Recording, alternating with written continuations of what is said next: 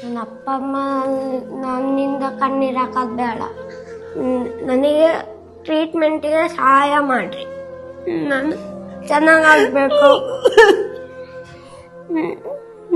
ನಾನು ಚೆನ್ನಾಗಾಗಬೇಕು, ಎಲ್ಲರೂ ಸ್ವಲ್ಪ ಸಹಾಯ ಮಾಡಿ ನನ್ನ ಟ್ರೀಟ್ಮೆಂಟಿಗೆ.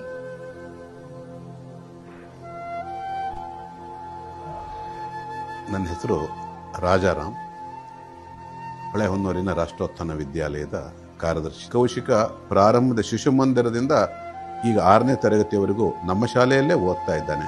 ಆಸ್ಪತ್ರೆಗೆ ಮಣಿಪಾಲ್ ಆಸ್ಪತ್ರೆಯಲ್ಲಿ ಕೇಳಿದಾಗ ಅವ್ರಿಗೆ ಇವನಿಗೊಂದು ಚಿಕಿತ್ಸೆ ಆಗಬೇಕಾಗಿದೆ, ಇದಕ್ಕೆ ಸಾಕಷ್ಟು ಖರ್ಚಾಗತ್ತೆ ಅಂತ ಹೇಳ್ತಾ ಇದ್ದಾರೆ. ಸುಮಾರು 40 ಲಕ್ಷ ರೂಪಾಯಿ ಖರ್ಚಾಗತ್ತೆ. ಈ ಬೋನ್ ಮ್ಯಾರೋ ಟ್ರೀಟ್ಮೆಂಟ್ ಇದಕ್ಕೆ 40 ಲಕ್ಷ ರೂಪಾಯಿ ಖರ್ಚಾಗತ್ತೆ ಅಂತ ಹೇಳ್ತಾ ಇದ್ದಾರೆ.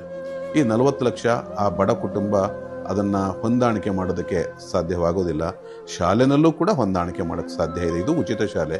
ನಾವು ನಮ್ಮ ಶಾಲಾ ಪೋಷಕರಿಂದ ಬೇರೆ ಇವರಿಂದನೂ ಕೂಡ ಸಂಗ್ರಹ ಮಾಡ್ತಾ ಇದ್ದೀವಿ, ಮಾಡಬೇಕು ಅಂತೇಳಿ ಅಂದ್ಕೊಂಡು ನಿರ್ಧಾರ ಮಾಡಿದ್ದೀವಿ ಇದಕ್ಕೆ ಸಂಬಂಧಪಟ್ಟಂತೆ. ಹಾಗೆ ಸಾರ್ವಜನಿಕರೂ ಕೂಡ ಈ ವಿದ್ಯಾರ್ಥಿಗೋಸ್ಕರ ತಾವು ತಮ್ಮ ಕೈಲಾದಷ್ಟು ತಾವು ಸಹಾಯವನ್ನು ಮಾಡಿ.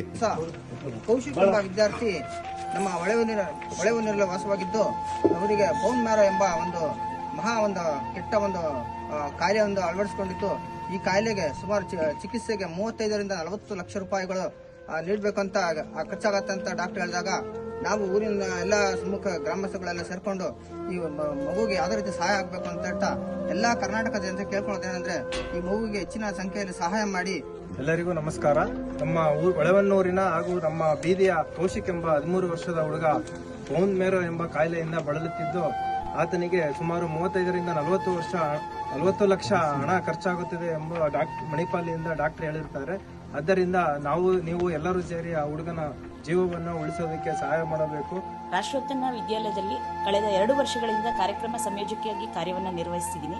ಅಶ್ವಿನಿ, ಪ್ರತಿಯೊಂದು ಕೂಡ ನಮ್ಮ ಶಾಲೆಯಲ್ಲಿ ನಡೆಯುವಂಥ ಕಾರ್ಯಕ್ರಮಗಳಲ್ಲಿ ಅತ್ಯಂತ ಸಕ್ರಿಯವಾಗಿ ಮಗು ಪಾಲ್ಗೊಳ್ಳುವಂಥದ್ದು, ತುಂಬ ಆಕ್ಟಿವ್ ಆಗಿರುವಂಥದ್ದು. ಯಾವುದೇ ಒಂದು ಮಗುವನ್ನು ಬೇರೆ ಮಗು ಹೇಳುವಾಗ ನಾನಾಗೆ ಬಂದು ಮಾಡ್ತೀನಿ ಅನ್ನೋ ಸ್ವಭಾವ ತುಂಬ ಜಾಸ್ತಿ ಇದೆ.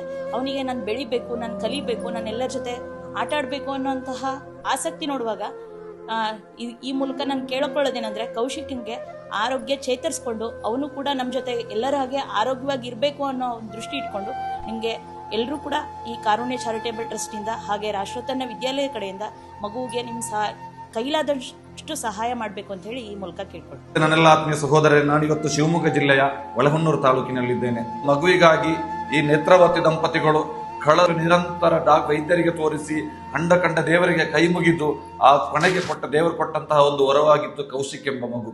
ಇವತ್ತು ಬಹಳಷ್ಟು ಒಂದು ಬೇಜಾರಿನ ವಿಷಯ ಅಂತ ಹೇಳಿದ್ರೆ, ಮಗು ಹುಟ್ಟಿದ ಆ ದಿನದಿಂದ ಆರಂಭಿಸಿದ್ದಾರೆ ಆಸ್ಪತ್ರೆಗೆ ತೆರಳಲು. ಬಹಳಷ್ಟು ಹಣವನ್ನು ಖರ್ಚು ಮಾಡಿದ್ದಾರೆ. ಬಹಳಷ್ಟು ಬಡ ಕುಟುಂಬದಲ್ಲಿ ಬಂದಂತಹ ಈ ಕುಟುಂಬವಾಗಿದೆ. ಯಾಕಂತ ಹೇಳಿದ್ರೆ, ಈ ಮನೆಯ ಯಜಮಾನ ಬ್ರೈನ್ ಸ್ಟ್ರೋಕಿಗೆ ತುತ್ತಾಗಿ ಈಗಾಗಲೇ ವೆರಿಕೋಸ್ ವೈನ್ ಎಂಬ ಮಾರಕ ಕಾಲಿನ ರೋಗಕ್ಕೆ ತುತ್ತಾಗಿ ಕೆಲಸ ಮಾಡಲಾಗದೆ ಮನೆಯಲ್ಲೇ ದಿನ ಕಳೆಯುವಂತಹ ಒಂದು ಪರಿಸ್ಥಿತಿ.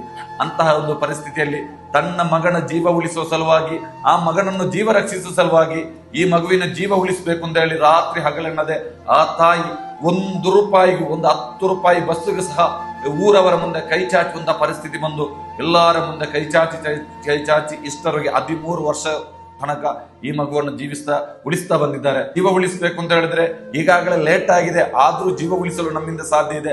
ಅದಕ್ಕಾಗಿ ಬೋನ್ ಮ್ಯಾರೋ ಟ್ರಾನ್ಸ್ಪ್ಲಾಂಟ್ ಎಂಬ ಒಂದು ದೊಡ್ಡ ಚಿಕಿತ್ಸೆ ನಡೀಬೇಕಿದೆ. ಅದಕ್ಕೆ ಒಂದು 40 ಲಕ್ಷ ರೂಪಾಯಿ ಅಗತ್ಯತೆ ಇದೆ ಅಂತ ಹೇಳಿ, ಆತ್ಮೀಯ ಸಹೋದರರೇ, ಆ ತಾಯಿಯ ಕಣ್ಣೀರಿಗೆ ನೀವೆಲ್ಲರೂ ನೆಲೆಯಾಗಿ ನಿಂತು ನಿಮ್ಮ ಕೈಯಲ್ಲಾಗುವಂತಹ ಸಹಾಯ ಮಾಡಿ.